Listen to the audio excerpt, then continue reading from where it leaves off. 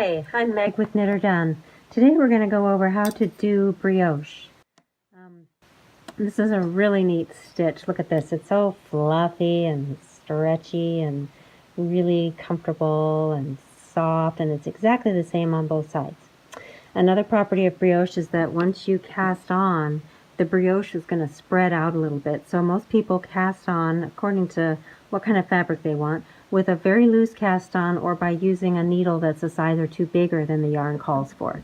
So that's a good idea. And then sometimes when they knit brioche, because it's squishy and if you want a nice dense fabric, you're going to use a needle that is a little bit smaller than what your yarn calls for.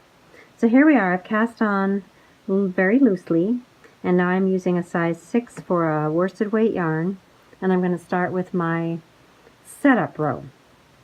I'm going to use a multiple of 2 stitches, so I've cast on 26 stitches and I have an edge stitch on each side, and I have a 2-stitch repeat. So I'm going to slip my first edge stitch, and then here I'm going to start my repeat. I'm going to start with a knit, and then this is the setup.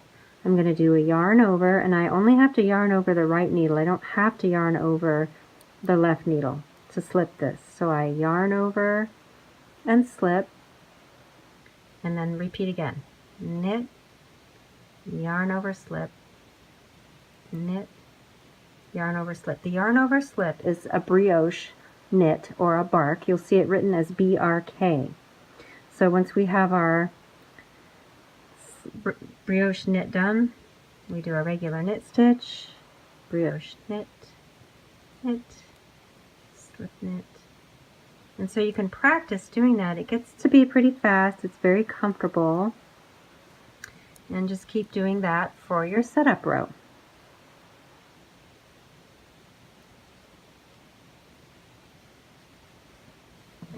Okay, so once you've done your setup row, then what you need to do is the same row over and over and over. That's what I love about the multiples of 2 cast on. It takes a little while for the rib to bloom. You can't really see it yet. I haven't done that many rows, but you will be able to see it pretty soon when you keep working. And so this is how to do the row after the setup row and every other row when you've done a multiple of 2 cast-ons.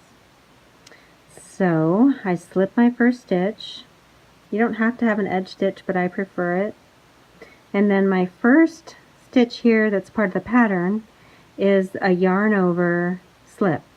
So I'm going to knit into that, and then I've got my knit stitch, so I'm going to do my yarn over and slip that off, knit into this double stitch, which counts as 1 stitch in brioche, and then slip this off with the yarn over, the brioche knit or bark. So every time I find I have 2, it looks like 2 stitches on there, I'm going to make it an individual, so I'm going to knit that. Every time I have an individual, I'm going to slip it with a yarn over. And that way, if you ever get interrupted, you can always tell where you are pretty easily. And the work starts to go quickly, and it's comfortable, and it's easy. TV knitting, you don't really have to keep track of anything at all. You can have a conversation while you're doing it, and it's just really relaxing. So you'll just go along and repeat that row over and over and over, and pretty soon you'll have a really nice squishy brioche piece of fabric in your hands. So I hope you've enjoyed this, and I hope you practice some brioche. Let me know what you've done. Thanks for joining me on Knit or Done.